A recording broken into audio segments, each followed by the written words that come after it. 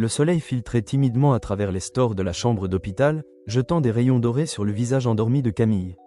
Assis près d'elle, Adrien n'avait pas fermé l'œil de la nuit. Il avait passé des heures à réfléchir, à revivre les derniers jours, à essayer de comprendre comment il avait pu passer à côté de l'essentiel si longtemps. Chaque respiration de sa fille, chaque petit mouvement dans son sommeil lui rappelait la fragilité de la situation, mais aussi la force nouvelle qui grandissait en lui. Le lendemain, les examens médicaux commencèrent tôt. Une infirmière souriante, habituée aux enfants, expliqua à Camille comment cela allait se passer.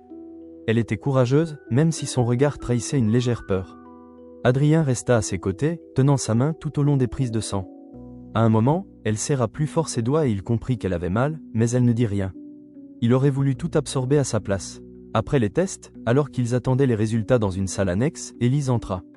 Elle avait les traits tirés mais son regard se fit plus doux en voyant Adrien assis si naturellement auprès de leur fille. Elle s'approcha et murmura que le médecin viendrait bientôt leur parler.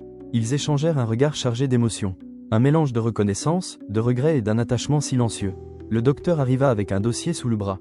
Il s'installa calmement face à eux. « Les résultats sont encourageants, dit-il. Adrien est compatible. La greffe peut se faire, à condition qu'il soit prêt à donner. » Adrien n'eut même pas besoin de réfléchir. Il regarda Camille, qui dessinait calmement sur la table basse. Il répondit d'un ton ferme qu'il était prêt. Absolument prêt. Le médecin hocha la tête, satisfait, et leur expliqua les prochaines étapes. Le processus de prélèvement serait rigoureux, mais sans danger majeur. La seule véritable difficulté serait émotionnelle. Adrien comprenait. Il n'avait jamais été aussi déterminé. Quelques jours plus tard, dans la salle d'attente, Aurore fit une apparition inattendue. Elle portait une robe sobre, loin de ses tenues extravagantes habituelles. Son visage affichait une expression sérieuse, presque grave. Adrien se leva, surpris. Elle le salua d'une voix froide. « J'ai appris ce qui se passe. Je suis venu comprendre. » Il l'invita à s'asseoir à l'écart, dans un coin tranquille du couloir. Ils échangèrent quelques phrases banales, puis le silence s'installa. Aurore brisa la glace. « Alors, c'est vrai? Tu es le père de cette petite ?» Il acquiesça, sans détour. Elle poursuivit, plus doucement. « Et tu vas lui donner ta moelle osseuse ?» Encore une fois, il répondit sans hésitation. « Oui, parce qu'elle est ma fille. Parce qu'elle a besoin de moi. » Aurore détourna les yeux, blessée. Elle avait espéré qu'il lui appartiendrait encore un peu, qu'ils choisiraient leur vie, leur avenir. Mais elle comprenait que quelque chose d'irréversible s'était produit. « Je ne peux pas faire partie de ça, dit-elle enfin. Je ne suis pas construite pour ce genre de chaos. » Adrien accepta ces mots avec une étrange sérénité. Il ne tenta pas de la retenir. Ce qu'il devait faire maintenant dépassait toutes les considérations sentimentales. Il la regarda partir sans colère, seulement avec une pointe de tristesse. Une page se tournait. Le soir, il retourna auprès de Camille. Elle lui fit un dessin qu'elle avait intitulé « Ma famille ». Il y avait 3 personnages. Une femme aux cheveux bruns, un homme en costume et une petite fille avec une robe bleue. « C'est toi, dit-elle en pointant l'homme. Et ça, c'est maman. Et moi, je suis au milieu. Tu vois, on est ensemble maintenant. » Adrien sentit un nœud se former dans sa gorge. Il prit le dessin, le serra contre lui. Il ne savait pas encore ce que serait leur futur, ni s'il serait à la hauteur de ce nouveau rôle. Mais une chose était certaine, il ne fuirait plus jamais. Cette nuit-là, en quittant l'hôpital, il leva les yeux vers le ciel. Les étoiles scintillaient timidement au-dessus de la ville. Il pensa à tout ce qu'il avait construit dans sa vie. Les immeubles, les contrats, les succès. Et pourtant, rien n'avait jamais eu autant de valeur que cette petite main qu'il avait tenue pendant les examens. Rien ne lui avait jamais donné autant de sens que ce mot prononcé par Camille quelques heures plus tôt, presque comme une évidence, « Papa ». Le jour du prélèvement approchait. Adrien, désormais entièrement investi dans son rôle de père, passait toutes ses journées à l'hôpital aux côtés de Camille. Les infirmières l'avaient adopté, certaines le surnommaient « le papa au regard inquiet ». Il ne quittait jamais l'établissement sans s'assurer que tout était en ordre, que Camille dormait paisiblement, que le moindre médicament avait été administré à l'heure. Il découvrait un monde qu'il n'avait jamais connu. Celui des hôpitaux pédiatriques, des blouses roses, des sourires épuisés, des enfants au courage immense. Il observait les autres parents, ceux qui luttaient pour quelques jours de répit, ceux qui pleuraient en silence dans les couloirs. Et pour la première fois, Adrien comprenait que sa fortune, aussi grande fût-elle, ne le protégeait de rien. Ici, tout le monde était à égalité face à l'angoisse. Un matin, alors qu'il arrivait dans la chambre, Camille était en train de jouer avec une poupée offerte par Élise.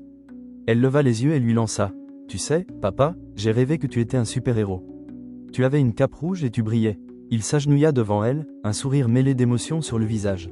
« Et dans ton rêve, je sauvais qui ?» demanda-t-il. Elle répondit avec un petit rire. « Moi, évidemment. » Ce simple mot, prononcé avec tant d'innocence, l'ébranla. Adrien se sentait à la fois terrifié et honoré d'avoir désormais ce rôle dans la vie de sa fille. Le poids de la responsabilité le faisait vaciller, mais il s'y accrochait avec une force nouvelle. Élise, elle aussi, semblait différente. Plus calme, plus apaisée. Peut-être était-ce le fait de ne plus porter seule le fardeau. Peut-être aussi que voir Adrien se battre pour leur fille lui rappelait l'homme qu'elle avait aimé autrefois.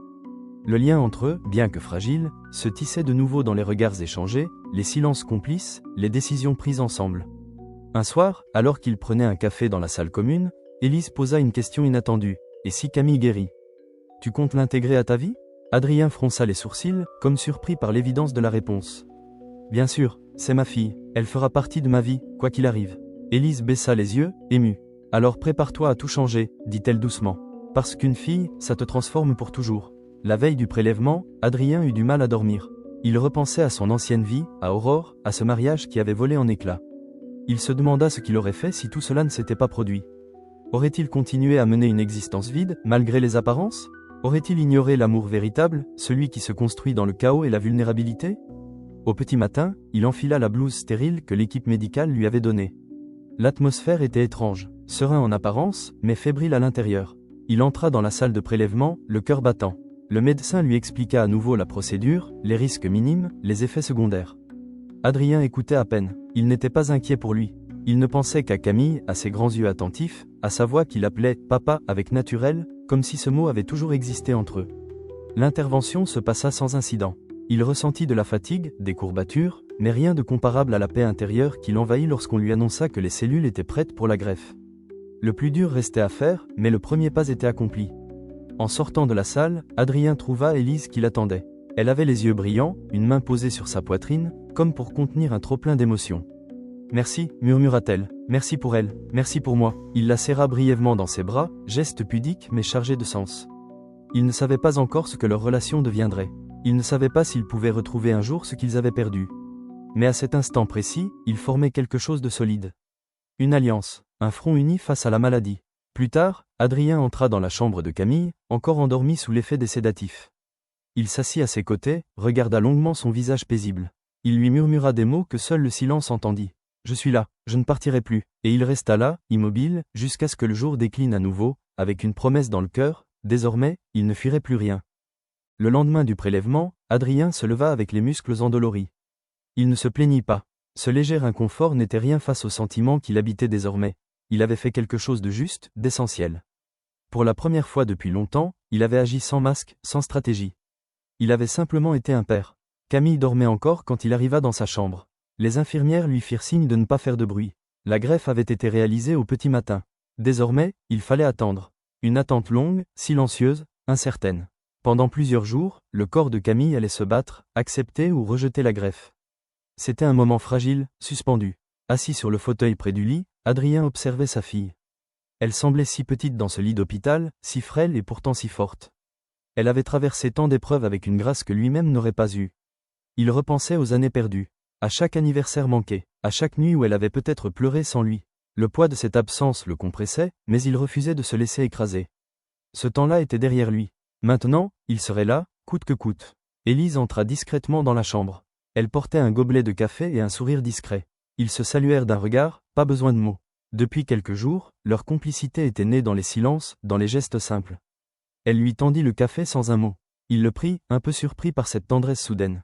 Il murmura un merci, presque gêné. Ils restèrent ainsi, côte à côte, à regarder Camille. Puis Élise rompit le silence. « Elle est forte, tu sais. C'est fou, mais parfois j'ai l'impression que c'est elle qui me soutient. » Adrien acquiesça lentement. « Elle est plus forte que moi, en tout cas.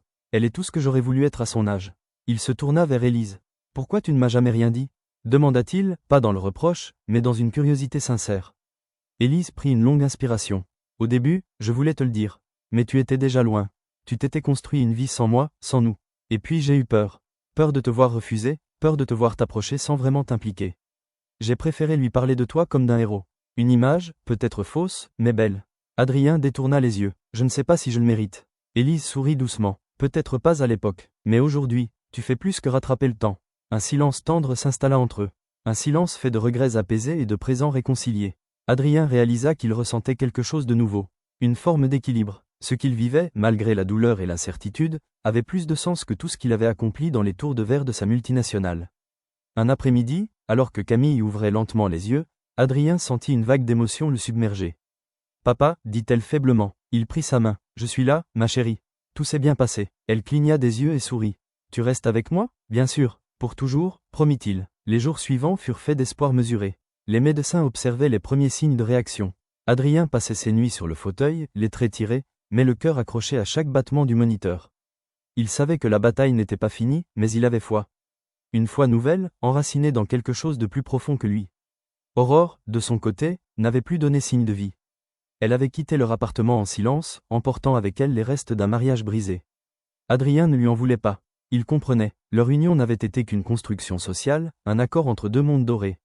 Mais ici, dans cette chambre d'hôpital, il avait découvert l'amour vrai. L'amour brut, imparfait, mais réel. Un soir, alors que Camille dormait profondément et qu'Élise lisait un livre à voix basse, Adrien sentit son regard se poser sur elle avec une douceur qu'il n'avait pas ressentie depuis longtemps. Il lui prit la main. Elle leva les yeux, surprise, puis referma ses doigts sur les siens. Sans un mot, ce n'était pas encore une promesse. C'était une respiration, un recommencement possible, et dans le silence apaisé de cette chambre, un espoir fragile, mais tenace, naissait. Le printemps s'installait doucement sur la ville, apportant avec lui des promesses de renouveau. Dans la chambre 208 de l'hôpital Sainte-Claire, Camille ouvrait les yeux un peu plus longtemps chaque jour. Son teint reprenait des couleurs, sa voix gagnait en force, et avec elle, l'espoir grandissait. Adrien passait ses journées à ses côtés, veillant, lisant, riant même parfois. Il avait appris à connaître sa fille en accéléré. Ses goûts pour les animaux marins, sa passion pour les histoires de princesses qui sauvaient même leur royaume, son rire cristallin qui faisait fondre toutes les angoisses. Chaque instant volé à la maladie était un trésor qu'il conservait précieusement. Un matin, alors que le soleil filtrait doucement à travers les rideaux, Camille s'écria avec une énergie nouvelle. « Papa, tu m'emmèneras voir les dauphins, un jour ?» Adrien, surpris par cette vitalité soudaine, sourit. « Bien sûr, ma puce. On ira ensemble, toi et moi. » Elle hocha la tête avec une détermination farouche. « Et maman aussi. » Il tourna la tête vers Élise, adossée au mur, les bras croisés, un sourire en coin. « Évidemment, tous les trois, dit-il. » Cette simple phrase résonna en lui comme une évidence. Les jours passés ensemble avaient tissé des liens nouveaux entre lui et Élise. Plus doux, plus profonds, libérés des rancunes du passé. Ils partageaient désormais une même inquiétude, un même amour, une même fille. Un après-midi, alors qu'Élise était sortie prendre l'air, Adrien reçut un appel inattendu. Aurore, sa voix, distante mais maîtrisée, résonna à travers le combiné. Je voulais juste savoir comment va. L'enfant, il sentit un pincement au cœur. Elle s'appelle Camille, et elle va mieux. Silence. Puis elle reprit, sèche. Tu sais que tu as tout détruit. Nous, mon avenir, mon image. Il ferma les yeux. Je ne t'en veux pas de m'en vouloir. Mais j'ai choisi, et je ne regrette pas. Un souffle au bout du fil, comme une colère retenue. Alors adieu, Adrien. Elle raccrocha. Il resta là, quelques secondes, téléphone à la main, à observer le vide. Un chapitre de sa vie venait de se clore définitivement. Non dans la fureur, mais dans l'acceptation. Il avait fait son choix. Et ce choix portait un prénom, un rire, un regard. Lorsque Camille fit sa première promenade dans le couloir, soutenue par Élise d'un côté et lui de l'autre, les infirmières souriaient. C'était une victoire, petite, fragile, mais précieuse. Camille regardait autour d'elle avec des yeux émerveillés, saluant chaque visage familier comme une héroïne rentrant chez elle après une longue quête. Plus tard, alors qu'ils étaient assis dans le jardin de l'hôpital, entourés des parfums de fleurs et du chant discret des oiseaux, Camille demanda soudain. « Papa, tu vas rester pour toujours avec moi ?» Adrien sentit sa gorge se serrer. Il prit ses petites mains dans les siennes. « Je ne partirai plus jamais. Je te le promets. » Elle le regarda avec ses grands yeux pleins de confiance. « Même quand je serai vieille ?» Il éclata de rire. « Même quand tu auras 100 ans, et que ce sera moi qui devrai marcher à ton bras. » Élise, silencieuse, observait cette scène. Elle sentait son cœur se remplir d'un mélange étrange de soulagement et de crainte. Elle n'avait jamais voulu qu'Adrien revienne dans sa vie. Pas comme ça. Et pourtant, il était là. Et il était devenu indispensable. Pas seulement pour Camille, pour elle aussi. Un soir, alors qu'il raccompagnait Camille dans sa chambre, Élise resta un moment à la porte, hésitante. Adrien l'invita à s'asseoir. Le silence s'étira. Puis elle murmura, « Tu sais, pendant longtemps, j'ai cru que je pourrais tout faire seule. Élever Camille, affronter les médecins, les nuits blanches, les factures, et j'y suis arrivé, mais ce n'était pas une victoire. » Adrien baissa les yeux. « Je ne veux plus te laisser seule. Ni elle, ni toi. » Elle posa une main sur la sienne. « Alors reste, mais pas par devoir, par choix. » Il la regarda longuement. Il n'y avait plus rien à fuir. Ni rancune, ni obligation. Seulement une réalité neuve, une famille qui renaissait de ses cendres. Pas parfaite, mais vraie. Et dans ce moment suspendu, Adrien comprit qu'il n'avait pas seulement retrouvé une fille. Il avait retrouvé un sens, une direction, un amour qui ne demandait rien, sauf d'être vécu pleinement. Le jour du retour à la maison approchait. Après des semaines à l'hôpital, Camille allait enfin quitter sa chambre stérile pour retrouver l'air libre, la lumière naturelle, les odeurs de chocolat chaud au petit déjeuner et le chant timide de la radio au réveil.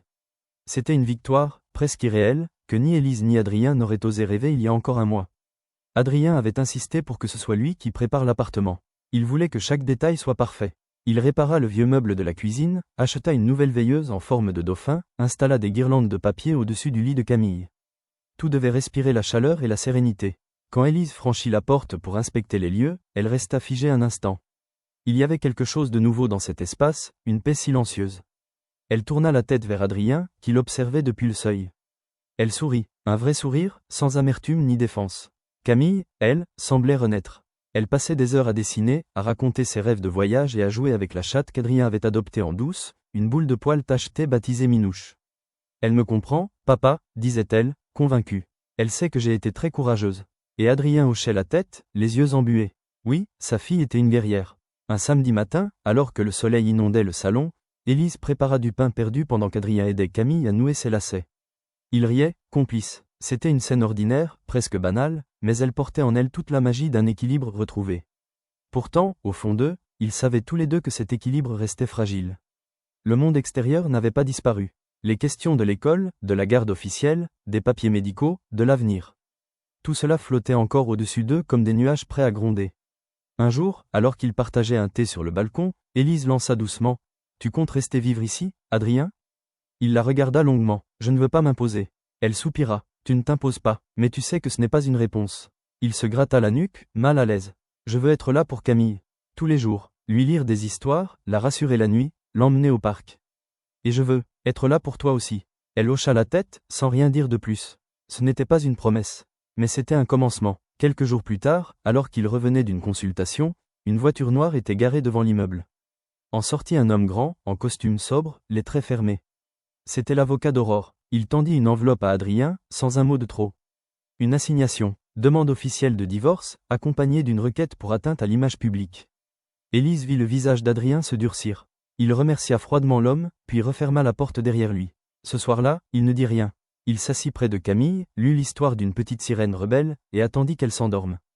Puis il rejoignit Élise dans la cuisine. « Tu veux qu'on en parle ?» demanda-t-elle doucement. Il secoua la tête. « Elle a le droit de m'en vouloir. Mais je ne regrette rien. » Elle s'approcha, posa une main sur son épaule. « Tu n'as rien détruit. Tu as réparé quelque chose. Ici. » Elle toucha sa propre poitrine. Ils se regardèrent, et dans ce silence, un accord tacite naquit. Ils ne savaient pas encore de quoi demain serait fait. Mais ils étaient prêts à l'affronter ensemble. Non pas comme un couple précipité par les circonstances, mais comme deux adultes marqués par la vie, qui avaient appris à reconstruire, pierre par pierre, une famille. Dans la chambre, Camille murmura dans son sommeil. « Papa, maman, les dauphins. » Ils sourirent tous les deux. Et pour la première fois, ce mot si simple, famille, ne semblait plus brisé.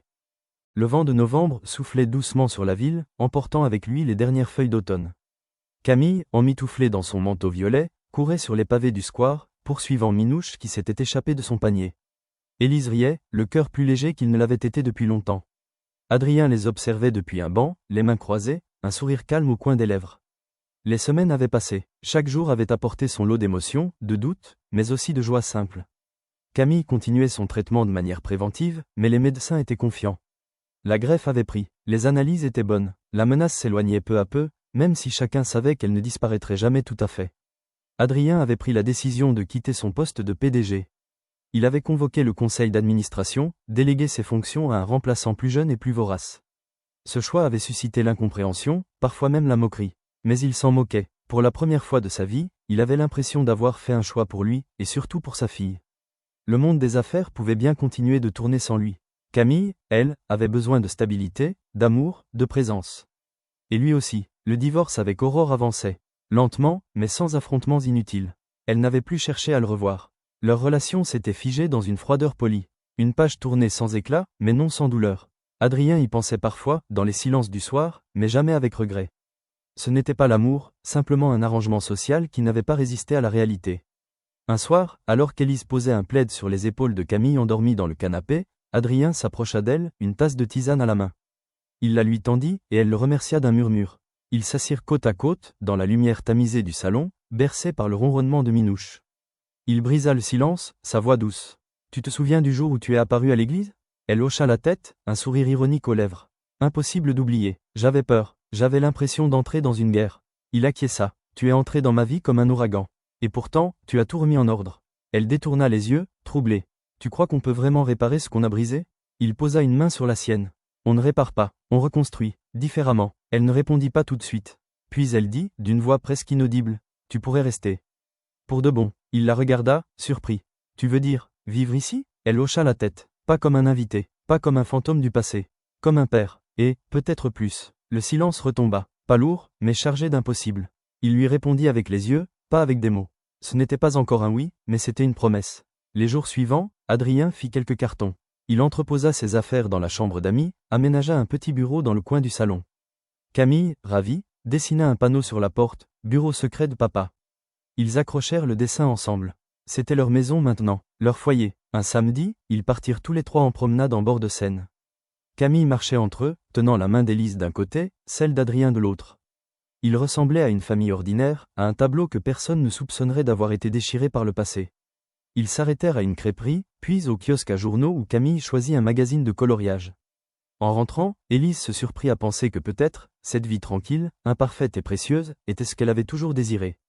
Pas de richesse démesurée, pas de château, pas de mariage en grande pompe. Juste un homme qu'elle aimait encore, une enfant en pleine guérison, un chat curieux, et des jours pleins de possibles. Le soir venu, Camille s'endormit plus vite que d'habitude. Adrien et Élise restèrent près de la fenêtre, regardant les lumières de la ville. Il se pencha vers elle, doucement, et l'embrassa pour la première fois depuis des années. Elle ne recula pas, elle ferma les yeux, et dans ce baiser, il n'y avait ni promesse illusoire ni passion folle. Juste la reconnaissance de deux âmes qui s'étaient retrouvées. Ce soir-là, il ne retourna pas dans la chambre d'amis. L'hiver s'était installé doucement, recouvrant la ville d'un manteau blanc et silencieux. Les rues semblaient apaisées, comme si le monde avait décidé, pour un moment, de ralentir. Dans l'appartement d'Élise, les décorations de Noël brillaient doucement, et une odeur de cannelle flottait dans l'air. Camille dessinait près du sapin, les jours roses de bonheur, concentrés sur une carte qu'elle voulait offrir à son père. Adrien, installé à la table de la cuisine, répondait à quelques messages professionnels. Même s'il s'était éloigné des hautes sphères du pouvoir, il gardait encore quelques contacts, quelques affaires ponctuelles. Mais ce jour-là, il ne pensait pas aux chiffres ni aux réunions. Son regard ne cessait de se poser sur Camille, puis sur Élise, qui préparait des biscuits. C'était une image simple, ordinaire. Et pourtant, pour lui, elle valait tout l'or du monde. Depuis son retour dans leur vie, les choses avaient évolué lentement. Sans précipitation, sans fausse promesse.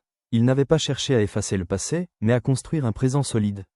Il avait appris à écouter, à être là, à vivre autrement. Il ne voulait plus fuir, ni ses erreurs, ni ses responsabilités, ni l'amour qu'il ressentait encore. Élise, de son côté, avait cessé de compter les jours. Elle avait cessé d'attendre un miracle ou une déclaration théâtrale. Elle voyait Adrien être un père, un homme présent. Et cela lui suffisait pour croire, à nouveau, en eux. Un soir, alors que Camille dormait profondément, Adrien invita Élise à marcher un peu dehors. Il faisait froid, mais la neige fraîche rendait la ville presque magique. Ils longèrent les quais, leurs pas dessinant deux traces parallèles sur le trottoir enneigé. Le silence était confortable. Il n'y avait plus besoin de justifier, d'expliquer. Ils étaient là, ensemble. Ils s'arrêtèrent sous un vieux lampadaire, près d'un banc. Adrien se tourna vers elle, les mains dans ses poches. Il avait cet air hésitant qu'elle ne lui connaissait pas autrefois, mais qui le rendait plus humain, plus touchant. Il prit une inspiration, puis parla d'une voix posée. « Tu sais, je ne suis pas sûr d'être l'homme qu'il te faudrait. Je suis cabossé, j'ai fui, j'ai fait des choix lâches. Mais j'ai compris une chose. Ce n'est pas la perfection qui fait un père ou un compagnon. C'est la volonté de rester, de réparer, de protéger. » Élise le regarda longuement, puis s'approcha de lui. « Tu n'as pas à être parfait. Juste sincère. Et tu l'es. » Elle glissa sa main dans la sienne. « Tu es là, Adrien. C'est tout ce que Camille et moi avons toujours voulu. » Ils restèrent ainsi, main dans la main, sous la lumière tremblante du réverbère, tandis que la neige tombait lentement autour d'eux. Ce n'était pas une fin, ni même un nouveau départ théâtral. C'était une continuité, une promesse silencieuse que, cette fois, les choses seraient différentes. Le lendemain matin, Camille se leva plus tôt que d'habitude. Elle entra dans la cuisine en courant, tenant sa carte contre elle. Elle s'arrêta net en voyant Adrien et Élise enlacés près de la cafetière. Elle sourit, un sourire immense, puis courut vers eux. « Joyeux Noël en avance !» cria-t-elle en tendant son dessin. Adrien le prit avec précaution, comme un trésor. Sur la carte, on voyait 3 personnages dessinés à la main. Une femme aux cheveux bruns, un homme en costume, et une petite fille entre eux. En dessous, Camille avait écrit « Ma famille. Pour toujours ». Adrien sentit sa gorge se nouer. Il serra Camille dans ses bras, puis regarda Élise, les yeux brillants. Il n'avait plus rien à ajouter. Tout était dit dans ces quelques mots, dans ce dessin maladroit mais sincère. Plus tard, alors qu'ils partageaient un petit déjeuner simple mais joyeux, Élise alluma la radio. Une chanson familière s'éleva, douce et mélancolique. Adrien se leva, tendit la main à Élise. Elle hésita, puis la prit. Ils dansèrent au milieu de la cuisine, maladroitement, en riant. Camille les observait, les yeux émerveillés. Dans cet instant suspendu, tout semblait à sa place. Le passé n'avait pas disparu, mais il ne contrôlait plus leur avenir. L'amour n'avait pas effacé les douleurs, mais il leur avait appris à vivre avec. Et dans ce petit appartement illuminé par la neige et la chaleur humaine, une vérité simple s'imposait. La vie n'était pas parfaite, mais elle valait d'être vécue pleinement. Et pour Adrien, Élise et Camille, tout ne faisait que commencer. La vie ne suit pas toujours les chemins qu'on avait tracés. Elle surprend, elle bouscule, elle arrache parfois. Mais elle offre aussi, à ceux qui osent affronter la vérité, une chance de recommencer. Adrien a perdu beaucoup, mais dans cette perte, il a trouvé l'essentiel. Sa fille, un amour sincère, et une paix qu'il n'avait jamais connue. Rien n'a été facile, il a dû faire des choix douloureux, regarder en face ses erreurs, accepter de changer. Mais au bout du compte, ce n'est pas la perfection qu'il a trouvée. C'est l'authenticité, et parfois, c'est plus précieux encore. Car le véritable bonheur ne se crie pas. Il se vit dans le silence d'un regard partagé, dans le souffle calme d'un enfant endormi, dans la certitude discrète qu'on est enfin à sa place. Si cette histoire vous a ému, bouleversé ou simplement fait réfléchir, alors prenez une seconde pour vous abonner à cette chaîne. Activez la cloche de notification, et laissez un j'aime si vous voulez soutenir ce travail. Ici, chaque histoire est un miroir tendu à la vie. Et vous, que feriez-vous si le passé revenait au moment où vous pensiez avoir tourné la page ? Partagez vos pensées en commentaire, et retrouvons-nous très bientôt pour une nouvelle plongée dans l'émotion, le choix, et la vérité.